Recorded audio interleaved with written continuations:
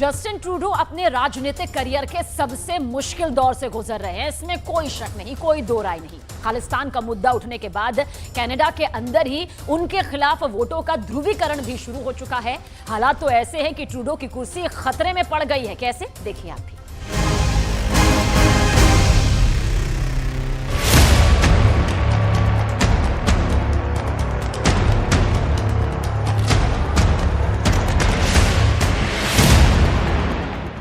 Justin Trudeau को जरा भी यकीन नहीं था कि भारत पर बेबुनियाद आरोप लगाकर उनकी इस तरह से भग पिटने वाली है। जस्टिन ट्रूडो का सबसे ज्यादा विरोध तो अब कनाडा के अंदर ही शुरू हो गया है।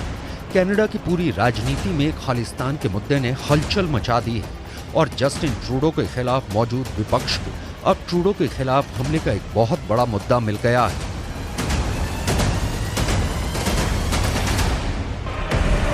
कनाडा की ये राजनीति अब बहुत ही ज्यादा दिलचस्प हो चुकी है, जिसमें जस्टिन ट्रूडो न सिर्फ फंस चुके हैं बल्कि उनकी कुर्सी भी खतरे में नजर आने लगी है। क्या है जस्टिन ट्रूडो की वो सबसे बड़ी गलती जिसने उनको मुश्किल में फंसा दिया है, और क्यों मोदी सरकार से पंगा लेकर उन्होंने कनाडा की राजनीति में अपनी हार पर साइन कर दिए हैं? ये सब हम आपको बताने वाले हैं।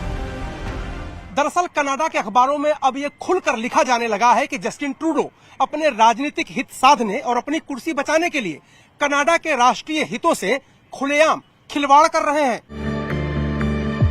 कनाडा की ही एक न्यूज वेबसाइट है जिसका नाम है नेशनल पोस्ट। इस अखबार में एक न्यूज आर्टिकल में टेरी गैल्विन ने लिखा है, जो कनाडा के 10 से ज्यादा अखबारों में संपादकीय लेख लिखते हैं। टेरी गैल्विन पत्रकारिता से जुड़े 11 पुरस्कारों से सम्मानित हैं और उन्होंने द नेशनल पोस्ट अखबार में अपने लेख की हेडलाइंस लिखी हैं। इसका हिंदी में मतलब है, ट्रूडो ने साजिश के जो आरोप लगाए हैं उससे कनाडा भारत के रिश्तों में अपूरणीय क्षति हो सकती है। जस्टिन ट्रूडो पर तीखी टिप्पणी करते हुए टेरी गैल्विन ने अपने संपादकीय में लिखा है कि सोमवार को जो हुआ उसके स्क्रिप्ट को चाइनीज एजेंटों के प्रभाव में जस्टिन ट्रूडो ने लिखा है और ये लिबरल पार्टी के राजनीतिक लाभ के लिए साल 2019 और 2021 के राष्ट्रीय चुनाव में हुई बंदर बांट का परिणाम है। कनाडा के पत्रकार का इशारा सीधे सीधे जस्टिन ट्रूडो की राजनीतिक चालाकियों की तरफ था। आखिर जस्टिन ट्रूडो की चालाकियां क्या हैं और जस्टिन ट्रूडो की मजबूरियां क्या हैं, ये सब हम आपको बताएंगे। लेकिन पहले हम आपको कनाडा के इस अखबार की एक और तीखी टिप्पणी से अवगत कराते हैं। टेरी गैल्विन को लगता है कि जस्टिन ट्रूडो चाइनीज एजेंट के प्रभाव में है। टेरी गैल्विन ने लिखा है कि सोमवार को जस्टिन ट्रूडो ने जो किया उसके बाद लिबरल सरकार यानी ट्रूडो की सरकार ने चीन के खिलाफ तैयार की गई हिंद प्रशांत की रणनीति के उद्देश्य को ध्वस्त कर दिया है। यानी G20 में भारत ने अमेरिका, ऑस्ट्रेलिया, जापान के साथ मिलकर चीन पर दबाव बनाने की जो रणनीति बनाई थी उसमें पलीता लगाने का काम जस्टिन ट्रूडो कर रहे हैं, क्योंकि वो भारत को लेकर दुनिया में बेबुनियाद प्रचार कर रहे हैं और चीन के खिलाफ एकजुट देशों के बीच मतभेद पैदा करना चाहते हैं। जैसा कि कनाडा सरकार की तरफ से ये कहा गया है कि बाइडेन और सुनक को भी इन आरोपों के बारे में बताया गया है।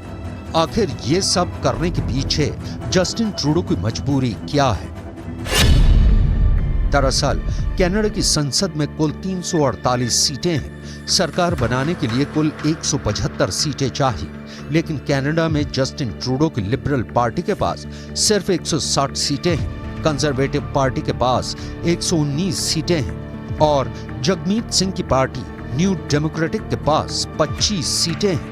यानी ट्रूडो के पास बहुमत से 15 सीटें कम हैं और वो एक अल्पमत की सरकार चला रहे हैं। दरअसल जगमीत सिंह की पार्टी न्यू डेमोक्रेटिक के समर्थन से ही ट्रूडो की सरकार चल रही है। ऐसे में जस्टिन ट्रूडो खालिस्तानियों की कठपुतली बन चुके हैं और खालिस्तानी समर्थक जगमीत सिंह इस वक्त जस्टिन ट्रूडो को जो डिक्टेशन दे रहे हैं, ट्रूडो वही बोल रहे हैं। या फिर ये समझ लीजिए कि ट्रूडो ने सोमवार को जो कुछ भी बोला है उसकी स्क्रिप्ट खालिस्तानियों ने ही लिखी है।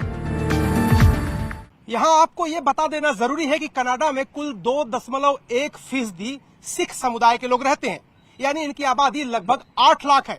इनमें से ज्यादातर सिख खालिस्तान की मुखालफत करते हैं, खालिस्तान का समर्थन करने वालों से दो दो हाथ करते हैं। लेकिन जगमीत सिंह जैसे कुछ खालिस्तानी भी हैं जो वोटों का ध्रुवीकरण करने के लिए और अपने राजनीतिक हित साधने के लिए खालिस्तान का मुद्दा उठाते रहते हैं। और इसलिए अब जस्टिन ट्रूडो की कनाडा के अखबारों में खुलकर आलोचना हो रही है। यहाँ एक और बात भी अहम है। जस्टिन ट्रूडो की लिबरल पार्टी को 160 सीटें और 32.62% वोट मिले थे, जबकि कंजर्वेटिव पार्टी को 119 सीटें और 33.74% वोट मिले थे। यानी पॉपुलर वोट कंजर्वेटिव पार्टी को ही ज्यादा मिले हैं। कनाडा की न्यूज वेबसाइट नेशनल पोस्ट में ही टैरी गैल्विन लिखते हैं कि लिबरल पार्टी उन खालिस्तानियों के साथ मेल मिलाप कर रही है जो सालों से अपने कैनेडियाई सुरक्षित आश्रय स्थल से भारत में हिंसा भड़का रहे थे। 18 जून को ब्रिटिश कोलंबिया के सरे में हुई हरदीप सिंह निज्जर की हत्या गैंग वॉर शैली में हुई हत्या है। ये जो भी कर रहे हैं उसका भारत के सिखों से कोई लेना देना है ही नहीं। दरअसल कनाडा की सरकार खालिस्तानी तत्वों के सामने झुकी हुई नजर आ रही है। कनाडा के अंदर हरदीप सिंह निज्जर को लेकर भी एक आक्रोश नजर आ रहा है, क्योंकि कनाडा के इसी अखबार में ये भी सवाल उठाया गया है कि हरदीप सिंह निज्जर आखिर कनाडा का नागरिक कैसे बन गया। ये बड़ा सवाल है।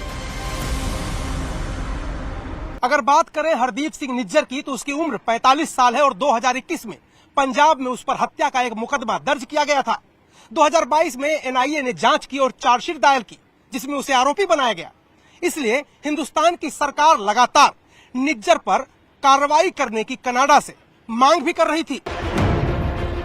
अब वो तस्वीरें भी सबके सामने आ चुकी हैं कि हरदीप सिंह निज्जर AK-47 लेकर फायरिंग करता हुआ नजर आ रहा है।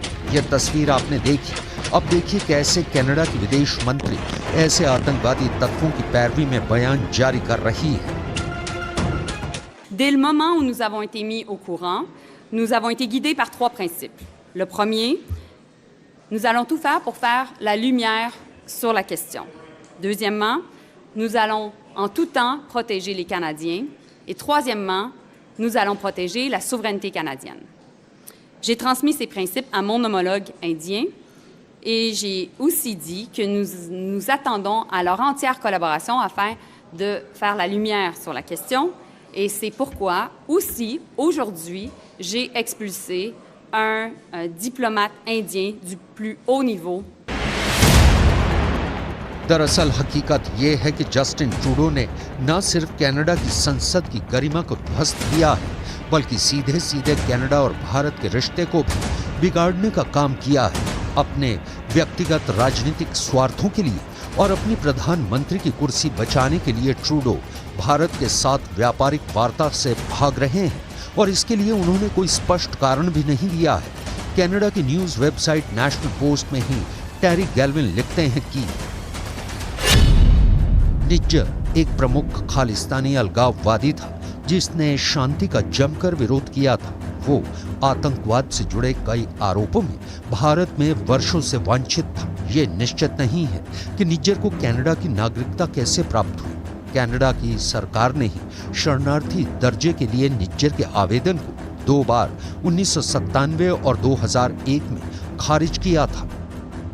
जस्टिन ट्रूडो खालिस्तानी नेता जगमीत सिंह की लिखी स्क्रिप्ट पढ़ रहे थे, इसलिए उन्होंने निज्जर जैसे आतंकवादी को कनाडा का नागरिक बताकर खूब आंसू बहाए।